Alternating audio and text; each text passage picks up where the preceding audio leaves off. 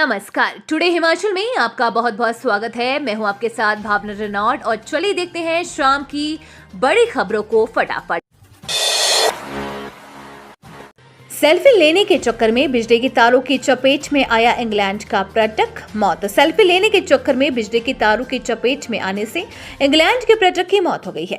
मृतक की पहचान 71 वर्षीय ब्राउन एवॉन डेनिस निवासी इंग्लैंड नॉर्विच के रूप में हुई है। बताया जा रहा है कि 3 विदेशी पर्यटक दिल्ली से डलहौजी के बड़े खेत में घूमने आए थे। डीएसपी डलहौजी हेमंत कुमार ठाकुर ने बताया कि सूचना मिलते ही पुलिस की टीम मौके पर रवाना हुई और शव कब्जे में लेकर जांच शुरू कर दी है।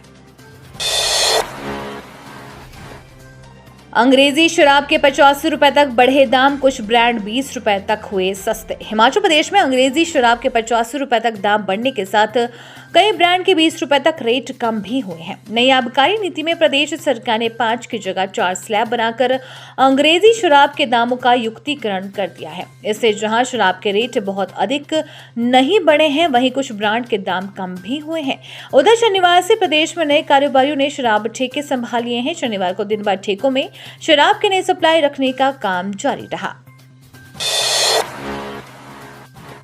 हिमाचल सरकार ने तत्काल प्रभाव से आईएएस, एचपीएस अधिकारियों व बीडीओ के तबादले। एक बड़े फेरबदल में हिमाचल प्रदेश सरकार ने 5 भारतीय प्रशासनिक सेवा अधिकारियों और 2 एचपी प्रशासनिक सेवा अधिकारियों का तबादला कर दिया है।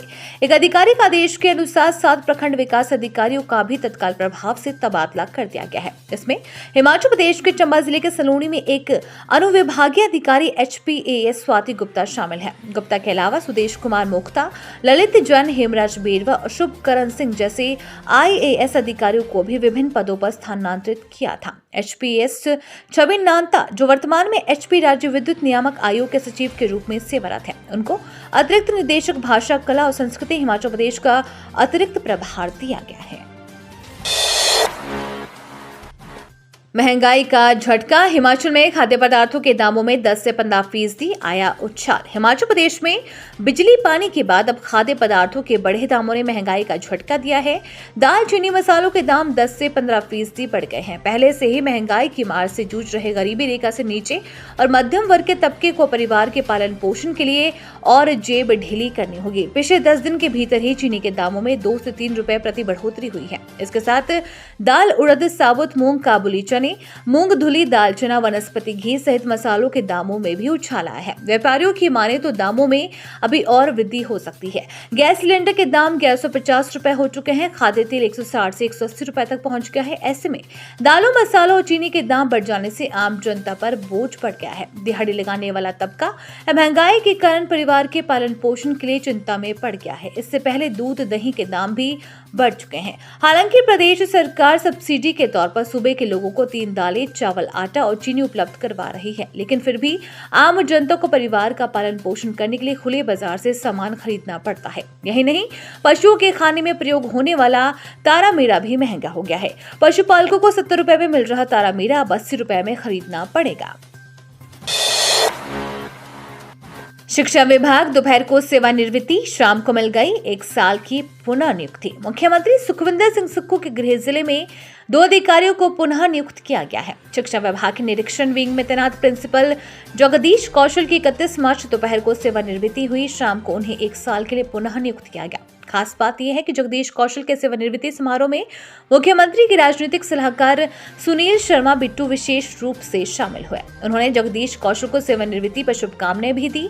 पिछले 3 साल से प्रधानाचार्य पद पर तैनात जगदीश हमीरपुर शिक्षा विभाग के निरीक्षण विंग में उपनिदेशक का कामकाज संभाल रहे थे। उपनिदेशक निरीक्षण विंग का पद भाजपा सरकार के समय से खाली है। पूर्व में अजय पटियाल उपनिदेशक के पद पर सेवा दे चुके हैं। उनके जाने के बाद ये पद खाली है। सुक्खू सरकार ने भी नियमित तौर पर उपनिदेशक पद भरने के बजाय सेवानिवृत्त प्रिंसिपल जगदीश कौशल को पुनः नियुक्त देते हुए उपनिदेशक निरीक्षण विंग के पद का कार्यभार सौंपा है। प्रदेश शिक्षा विभाग के अतिरिक्त सचिव विनीत कुमार ने पुनः नियुक्ति की अधिसूचना जारी की है। साथ ही सरकार ने राज्य मेडिकल एजुकेशन में निदेशक के पद से सेवानिवृत्ति डॉक्टर रमेश भारती को हमीरपुर स्थित डॉक्टर राधाकृष्णन राजकीय मेडिकल कॉलेज के प्राचार्य पद पर पुनः नियुक्ति की अधिसूचना जारी की है। मुख्यमंत्री ने 4 अप्रैल को फिर बुलाई मंत्रिमंडल की बैठक। मुख्यमंत्री सुखविंदर सिंह सुक्खू ने 4 अप्रैल को फिर से मंत्रिमंडल की बैठक बुलाई है। जानकारी के अनुसार बैठक में प्रदेश में बढ़ते कोरोना के मामलों पर चर्चा होगी। इसके लिए स्वास्थ्य विभाग की तरफ से अलग से प्रस्तुति दी जा सकती है। कोरोना के बढ़ते मामलों को देखते हुए सरकार आगामी समय में प्रदेश में फेस मास्क पहनना अनिवार्य कर सकती है। इसी तरह शिक्षण संस्थानों, सरकारी एवं निजी संस्थानों को लेकर अलग से एडवाइजरी जारी की जा सकती है। बैठक में विधानसभा में लाए जाने वाले संशोधनों को भी मंजूरी प्रदान की जा सकती है। इसके अलावा आउटसोर्स कर्मचारियों को एक्सटेंशन देने से जुड़े विषय पर भी बैठक में चर्चा हो सकती है। प्रदेश सरकार ने 1 अप्रैल से पुरानी पेंशन की बहाली कर दी है। ऐसे में वित्त विभाग इससे संबंधित एसओपी को अंतिम रूप दे रहा है।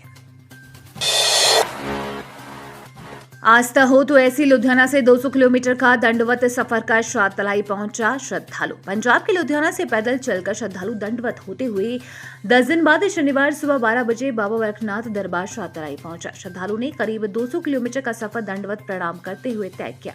जानकारी के अनुसार लुधियाना के जोधियाल बस्ती से आए 3 सदस्यीय दल में हरभजन सिंह उर्फ काला काफी बुजुर्ग है, जिसकी उम्र 60 वर्ष से अधिक है। हरभजन सिंह ने बताया कि बाबा बैजनाथ जी के दर्शन करने से कष्ट ही दूर नहीं होते, बल्कि परिवार में सुख समृद्धि के साथ साथ कारोबार भी अच्छा चलता है। हरभजन सिंह ने बताया कि वह उनकी 23वीं यात्रा है। वह पुराने टायरों का काम करता था, लेकिन वर्ष 1999 में वह काफी बीमार हो गया और उसका कारोबार भी बिल्कुल ठप हो गया।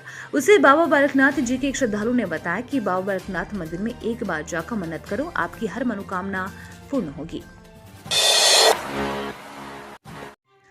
हिमाचल में कोरोना ने पसारे पांव, 24 घंटे में 354 नए पॉजिटिव केस। हिमाचल में कोरोना के मामले लगातार बढ़ते ही जा रहे हैं। प्रदेश में बीते 24 घंटे के अंदर कोरोना के 354 नए पॉजिटिव मामले आए हैं। संक्रमितों में बिलासपुर के 37, चंबा के 15, हमीरपुर के 58, कांगड़ा के 67, किन्नौर के 2, कुल्लू के 22, मंडी के 75, शिमला के 43, सिरमौर के 14, सोलन के 18 व ऊना के 3 मरीज शामिल हैं।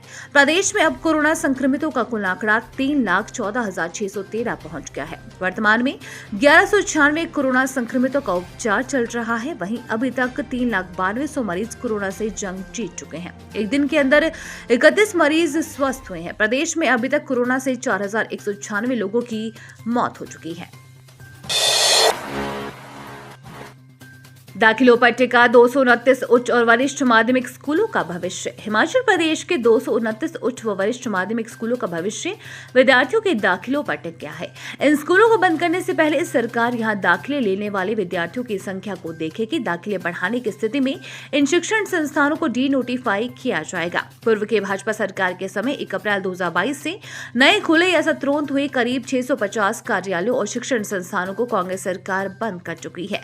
131 उच्च और 98 वरिष्ठ माध्यमिक स्कूल भी इसी दौरान खुले या सत्रोन्त हुए हैं। 228 प्राथमिक और माध्यमिक स्कूलों को सरकार बीते दिनों डी नोटिफाई कर चुकी है।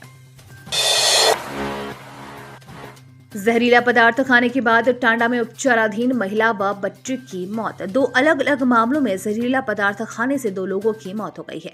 एक मामला पालमपुर थाना क्षेत्र का है, जहां एक प्रवासी मजदूर की पत्नी ने किसी जहरीले पदार्थ का सेवन कर अपनी जीवन लीला समाप्त कर ली। पुलिस के अनुसार 29 मार्च को प्रवासी मजदूर ने अपनी पत्नी को कहा कि वह मुर्गी का मीट लेने जा रहा है। उसकी पत्नी ने कहा कि आजकल नवरात्रि चल रहे हैं, उसके बाद खाना। पति नहीं माना और वह मुर्गी का मीट लेने दुकान पर चला गया। देर शाम होने के कारण उसे मीट नहीं मिला। जब वह घर वापस आया तो उसने अपनी पत्नी को उल्टियां करते देखा। पति ने जब कारण पूछा तो 22 वर्षीय पत्नी ने कहा कि उसने गुस्से में चूहे मारने की दवाई खा ली है। इसके बाद उसे उपचार के लिए पालमपुर अस्पताल ले गए, जहां पुलिस को उसने बयान भी दिया। 30 तारीख को उसकी तबीयत ज्यादा खराब होने पर डॉक्टर ने उसे doctor Rajendra Prasad medical college Tanda refer कर दिया, जहां रात को उसकी मौत हो गई। महिला की 7-8 माह पूर्व ही शादी हुई थी। दूसरा मामला थुरल पुलिस चौकी के तहत का है। पुलिस के अनुसार रात को 12 वर्षीय बच्ची ने दवाई की जगह गलती से कोई जहरीला पदार्थ खा लिया।